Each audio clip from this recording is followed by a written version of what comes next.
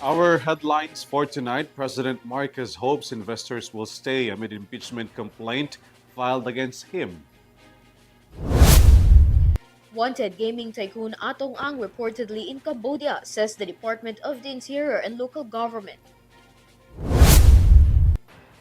The Philippine government is open to hear Zaldico for truth, while dialogue and surrender talks is up to the Office of the Ombudsman, says Malacanang Palace. U.S. President Donald Trump says framework deal for Greenland has been formed.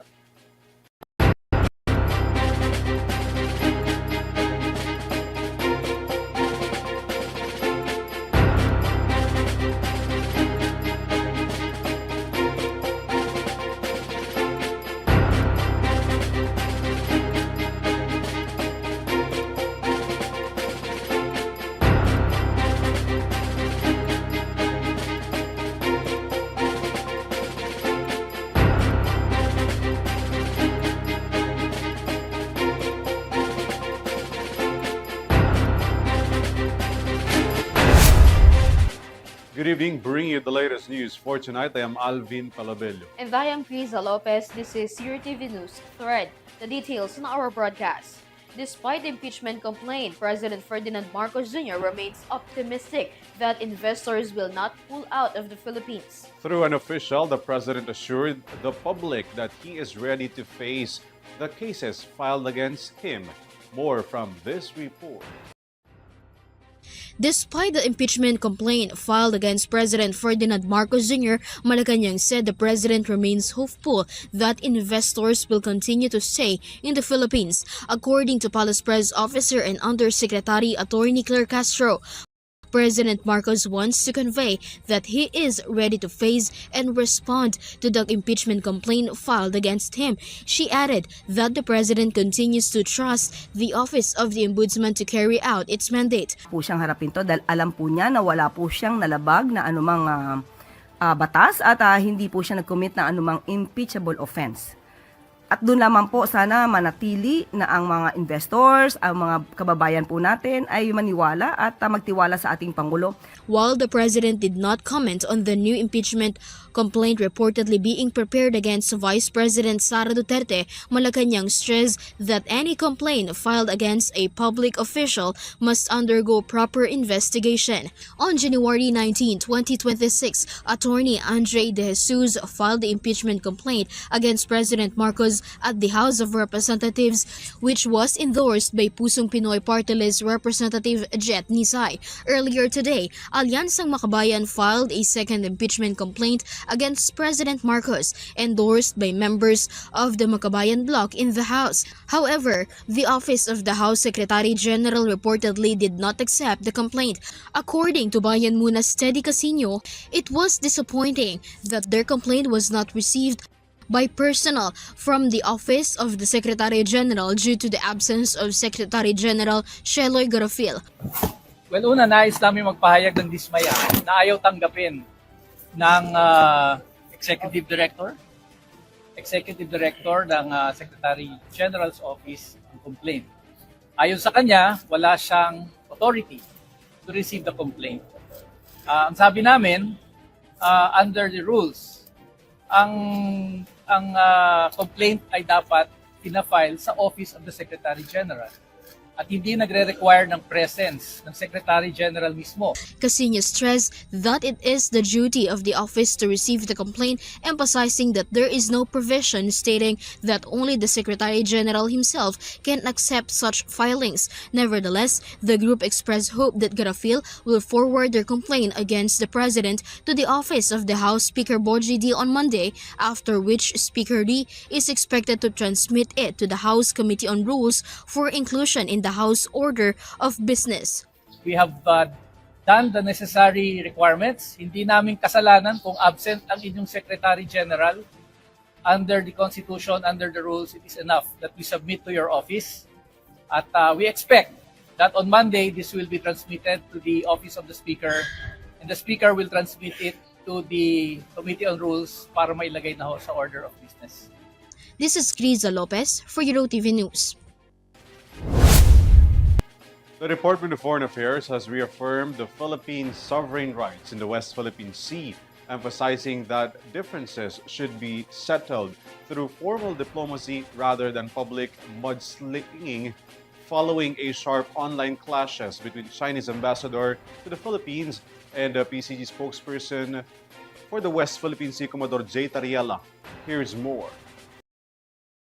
The Department of Foreign Affairs has articulated the Philippines' position in the West Philippine Sea and the South China Sea grounded by the international laws, particularly the 1982 UN Convention on the Law of the Sea and the 2016 arbitration ruling, as well as affirming its support to the publicly elected officials and government institutions performing their lawful duties in defending the country's sovereignty, rights, and jurisdiction.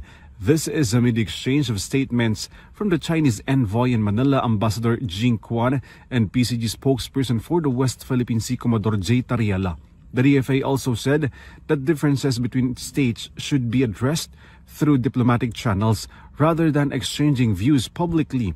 Several progressive groups have expressed their support to Tariela's stance over defending the rights and sovereignty of the Philippines in the highly disputed territory. Liberal Party, Akbayan, and Mamamayang Liberal said that a warning by the government of China against a Philippine official must be stopped as it possibly caused escalation of threat against Filipino people. The University of Asia and the Pacific has denounced any foreign threat against public official in the Philippines that only protects the country's sovereign rights. In a separate statements released by the Chinese embassy in Manila, they said that Tariela has violated China's political dignity and that also a blatant political provocations. Beijing has also directed Manila to choose peace over conflict. Tariela insists that he does not have liabilities against Beijing, as he noted that China is the one who violated the Vienna Convention by diverting the real issue, which Beijing exercises harassment and aggressive actions against Philippine vessels in the waters contained within the country's exclusive economic zone. This is ALVIN PELOBELLO for Eurotv News. 8 operations have been conducted after the Department of the Interior and Local Government or DILG received several tips on the whereabouts of gaming tycoon Atong Ang. The agency is currently verifying another tip indicating that Atong Ang is already in Cambodia. Here's the report. The Department of the Interior and Local Government or DILG suspects that most wanted gaming tycoon Charlie Atong Ang may already be in Cambodia. According to Interior Secretary John Vic Remulla, authorities received information indicating that Ang is allegedly in Cambodia, where he reportedly established an online cockfighting operation. However, Remulla clarified that this information remains raw and has yet to be verified. The secretary said that if the information is confirmed, President Ferdinand Marcos Jr. may request the Cambodian government to arrest Atong Ang. This would be similar to the process used to bring former Congressman Arnie Teves back to the Philippines from Timor-Leste. Despite this, Remulla maintained that Atong Ang is still believed to be inside the Philippines. He added that authorities are already working on the cancellation of Ang's passport to prevent him from leaving the country. Following the announcement of a 10 million peso reward for information leading to Ang's whereabouts, several tips have already been received by authorities. This led all of which yielded negative results for the presence of the businessman. Atong Ang remains the only accused who has yet to be arrested following the apprehension of his co-accused. This is KRIZZA Lopez for Eurotv News. Amid reports that Saldico wants to communicate with the Office of the Ombudsman, the government stated that it is open to receiving feelers from the former lawmaker and is ready to provide the necessary security if requested. Mia Leagin tells us more. Despite continuous refusal to return to the Philippines amid active arrest warrants against him, there have been circulating rumors on ex-lawmaker Saldico expressing intention to have a dialogue with authorities. This was first reported by Department of Interior and Local Government Secretary John Vic Remulla, saying that there have been circulating news on cause sending feelers through priest intermediaries to connect with authorities.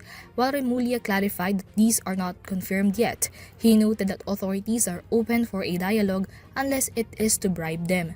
This statement was supported by Malacanang, saying that the palace will support dialogue plans as long as it will be significant in resolving issues tied to the flood control scandal. Palace Press Officer Undersecretary Claire Castro noted that the President is open to hear cause statements as long as these are the truth. Po ay makakatulong para malaman natin ang katotohanan. Ang gobyerno po, ang pamahalaan ay open po para malaman kung isama ng Pangulo ay lumabas ng katotohanan at kung sino man ang maaaring responsable sa mga maanumalyang flood control projects ay sila maimbestigahan at managot. Castro meanwhile clarified that the talks regarding dialogue or surrender of co is wholly up to the Office of the Ombudsman. This includes possible conditions and guidelines if the former lawmaker indeed asks for a dialogue. Pagkakarinig, siya po ay nais makipag-ugnayan sa Ombudsman.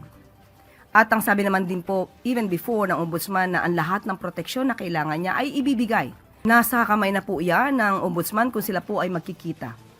Meanwhile, in the question on whether the President is willing to have a separate dialogue with Co, Castro says that this is still unlikely as there were no news on Co's intention to communicate with the President himself. This is Mia Layagin for Eurotv News. Malacanang officially announced on Thursday that PNP Acting Chief Lieutenant General Jose Melencio Nartates Jr. will finally assume his rank as a 4-star general following the optional retirement of his predecessor, now MMDA General Manager Nicolas Torre III. Henry Nicolas has the details. The Malacanang Palace on Thursday said that Philippine National Police or PNP Acting Chief Lieutenant General Jose Melencio Nartates Jr. will finally take his duty as a 4-star general. This happened after former PNP Chief Nicolas Torre III made his optional retirement in the service. According to Palace Press Officer Undersecretary Claire Castro, Nartates will officially take the post of the highest man in the PNP following the optional retirement of then PNP Chief and now MMDA General Manager Nicolas Torre III. Nakausap po mismo natin si General Torre at malamang po ay nagkaroon lang ng konting misunderstanding pero muli the President appointed General Torre as the General Manager of MMDA. He took his office. He is now actively performing his job as the General Manager of MMDA. And for his optional retirement, he will receive full benefits and emoluments as a 4-star general. Castro emphasized Torre accepted the position for the MMDA knowing what can happen and what will happen. Earlier in the day, Torre denied his application for optional retirement but said he is just waiting order from President Ferdinand Marcos Jr. Torre was relieved from his post as PNP Chief on August 25, 2025 and replaced by Nartates as Acting Chief. So, ibig sabihin po ba nito ay maililipat na o willing na siya na ilipat yung 4-star rank niya kay General Jose Melencio Nartates? Yan po ang sinabi natin sa kanya. Pumayag naman, ma'am. Okay na sa kanya yon, accepted na niya. Accepted po niya yun. Dahil po tinanggap niya po ang posisyon na ito, alam niya naman po kung ano po ang maaaring mangyari at muli, ang mangyayari lamang po, siya po ay tatanggap ng benepisyo, full benefits. On the same day, the DILG said that they cannot force Torre to resign after being relieved from the service. SILG John Vic Remulla said when Torre accepted the position, he was considered as ipso facto resigned.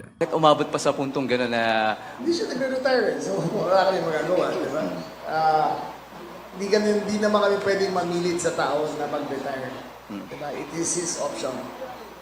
Give the full picture. Pero, kasi sir, ang Malacanang ang appointing authority eh. Kami nag-process lang. Pero when he received the position as GM ng MMDA, ipso facto resign. Not retired, Resign. Ipso facto resign. This is Henry Nicolas for Eurotv News. Amid preparations for the first ever parliamentary elections in the Bangsamoro Autonomous Region in Muslim Mindanao or BARM, the chief executive promoted unity and peace in the region. He highlighted the historic democratic process as an opportunity for citizens to choose the right leaders. Vanessa Cleophas tells us the details. President Ferdinand Marcos Jr. urged people of the Bangsamoro region to implement peace and unity ahead of the upcoming first-ever BARM parliamentary election scheduled this year. The president's call coincided with his personal visit to BARM and his attendance at the region's 3-day celebration of its 7th founding anniversary held at the Sharif Kabunsuan Cultural Complex in Cotabato City. According to the president, the scheduled election is an opportunity for everyone's voice to be heard, to choose and vote for their leaders they want, leaders who will govern and uphold the needs of the region rather than those who desires division in BARM. It is our hope that the upcoming BARM elections will serve as an opportunity for our Bangsamoro brothers and sisters to freely express their voices and aspirations. Let us always choose unity and cooperation over division. Along with this message, President Marcos assured that the national government is ready to assist and support the upcoming BARM election. Marcos called on the elected leaders in BARM once the election is over to fulfill their duties with accountability and integrity, always considering the needs of the Bangsamoro people in accordance with the genuine needs of the region. Meanwhile, it is worth noting that the March 30, 2026 date set by the Commission on Elections or COMELEC for the BARM election is not yet final, as the Commission indicated that it might not be possible due to necessary preparations. A bill previously filed by Senator Mig Subiri remains pending at the committee level. Now, Lanao del Sur 1st District Representative Sia Alonto Adyong has filed House Bill 7236, which sets the BARM parliamentary election on September 28, 2026. This is Vanessa Cleofas for Eurotv News. Another Russian blogger has been arrested in Quezon City after threatening to spread human immunodeficiency virus or HIV in the Philippines. The Bureau of Immigration stated that it will not tolerate any such behavior from any foreigner. Mia Layagin has the report. The Bureau of Immigration Fugitive Search Unit arrested a Russian vlogger in a viral video threatening to deliberately spread HIV. In an operation, Nikita Chekhov, a 21-year-old Russian national, was apprehended inside a condominium unit in Quezon City. This arrest is in relation to his now unavailable TikTok video filmed in Taguig, threatening to spread HIV while he is in the Philippines. He arrived in the Philippines on January 15 as a tourist from Shanghai, China. Hello, my fellow Filipinos. It's me, Passport Bro. I'm here to spread HIV. Let's everybody. Aside from the verbal HIV scare itself, online users expressed alarm over Chekhov being usually cited as like malls and public transportations. Last year, Quezon City government recorded an increase in HIV cases in the locality, from which 40% are students. Authorities cited these videos as rage-bait content, spreading concern and fear among online users and residents. Following his arrest, Chekhov is currently at BI's detention facility awaiting for deportation proceedings. BI warned foreign nationals who spread fear and disrespects locals are not welcome in the country.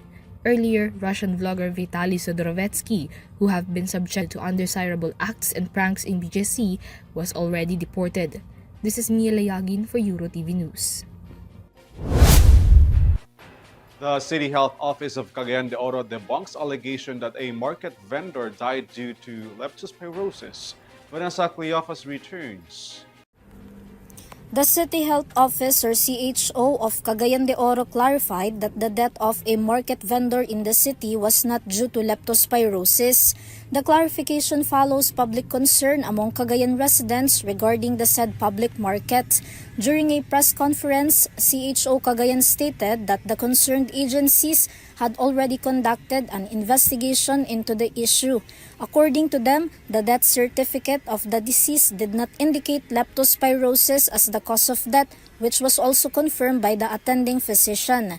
The report they received from the Cogon Union of Market Vendors Association claiming that 10 vendors had died from leptospirosis is still being verified by the City Council's Committee on Health and therefore should not be a cause for public alarm.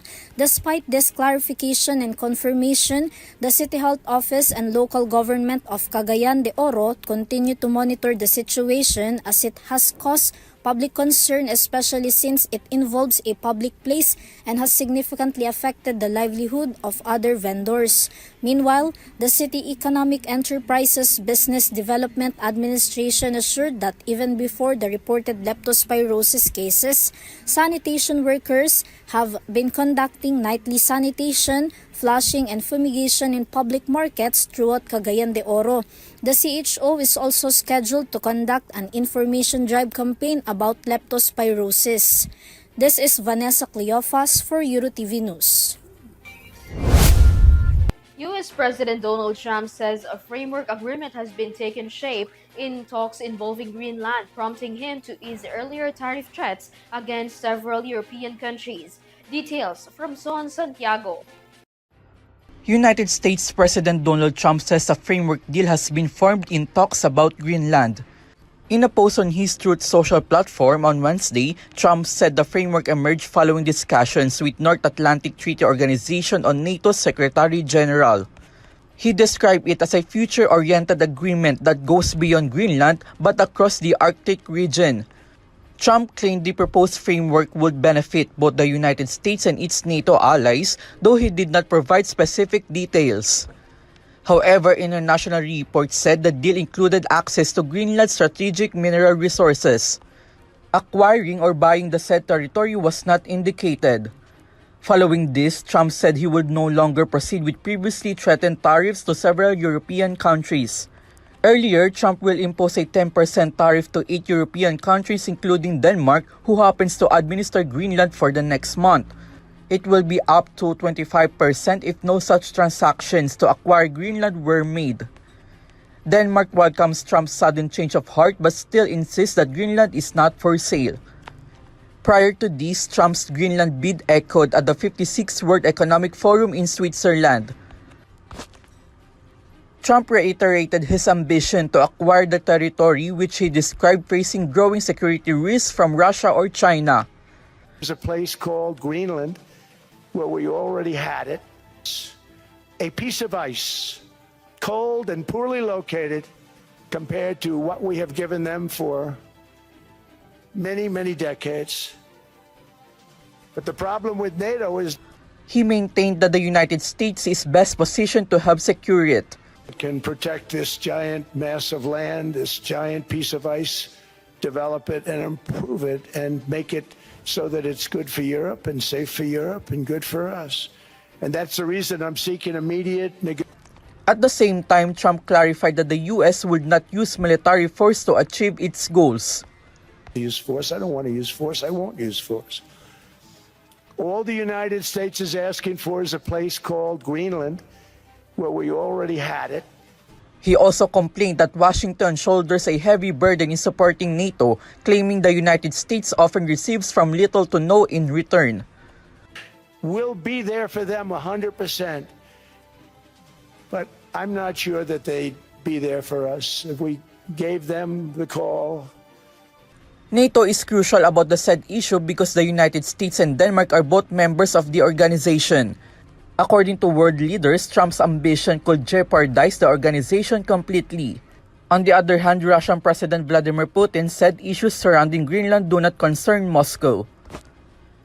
This is Son Santiago for Eurotv News. TNT Tropang 5G draws first blood in the PBA Season 50 Philippine Cup Finals after edging out the San Miguel Beerman in a tightly contested Game 1 at the Inaris Center. Kyle Basa has a sports news. TNT Tropang 5G secures the Game 1 of the best of 7 game series of PBA Season 50 Philippine Cup Finals against San Miguel Beerman. Inaris Center was roaring last night because of the skills and determination of the two teams that they are showing to the fans. In just the first half, the offense of TNT quickly erupted and had a double-digit lead early on. Poy Aram and Kelly Williams were the X factor in the first half by showing versatility not just in offense but also in defense. Jordan Heading and Simon Enciso also joined the spotlight as they hit contested shots and triples. In the second half, the Beermen slowly gained momentum with Mo Tautua, Junmar Fajardo, and CJ Perez leading the offense. TNT just managed to widen up their lead when Calvin Oftana scored back-to-back buckets in the fourth, showing resilience when attacking the paint, as well as Jordan Heading, who hit a crucial three-pointer. The Beerman was an inch away from pulling the upset because of the back-to-back turnovers of the TNT in the remaining seconds of the fourth, but it wasn't enough. The final score of the game is 96-91, with Kelly Williams being the best player of the game. Game 2 of the Philippine Cup Finals will be on tomorrow, January 23 at the Inaris Center, Antipolo. This is Once again breaking records, this time as she becomes the youngest woman ever inducted into the Songwriters Hall of Fame. Sam Martos tells us more. The name of American singer and songwriter Taylor Swift is once again making headlines after she was named the youngest woman to be inducted into the Songwriters Hall of Fame. CBS Morning announced that Swift is among this year's inductees, earning the honor of the age of 36. In the release of CBS Morning, they stated that the global pop star signed her first publishing deal at the age of 14, where she wrote a song and 13 of those, her favorite number, have hit number 1 on the Billboard Hot 100. Among the songs mentioned by Swift in her induction were All Too Well, which has 10-minute version, Blank Space, Anti-Hero, Love Story, and The Last Great American Dynasty. Aside from Swift, other inductees includes Gene Simon, Paul Stanley, Christopher Stewart, Alanis Morissette, and many more. Meanwhile, the awarding ceremony of the inductees will take place on June 11 at the Songwriters Hall of Fame Gala in New York City. This is Sam Martos for Eurotv Showbiz News. And that's the latest news for tonight. You may visit eurotv.ph.com for more news and information. Once again, I am KRIZZA Lopez. You may also catch our live broadcast through our social media accounts and via Panic Stream channel. I'm ALVIN PELOBELLO. Thanks for joining us. This is Eurotv News Thread. Stay safe. Have a good night, everyone.